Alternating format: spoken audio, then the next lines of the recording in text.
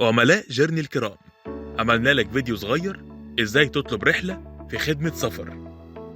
بعد تسجيل الدخول هتختار خدمة سفر، هتلاقي فيها سيارة عادية وسيارة فان 7 راكب وسيارة 14 راكب.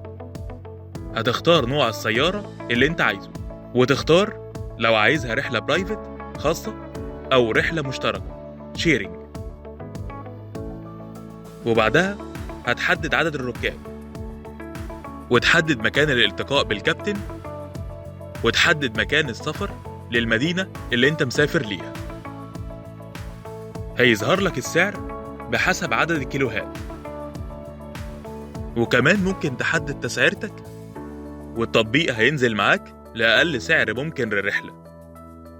وبعدها تختار طريقة الدفع، إما كاش أو بالمحفظة الإلكترونية. ومن ميزات التطبيق إن عندنا 9 طرق دفع. وبعدها بتختار وقت السفر وتختار تاريخ الرحلة. بعد كده بتدوس على طلبك هيوصل لأكتر من كابتن وهيبعتولك عرض السعر، هتوافق عليه وبعد كده تبدأ الرحلة. نتمنى ليك رحلة سعيدة. جيرني مصر، توصل بالسلامة.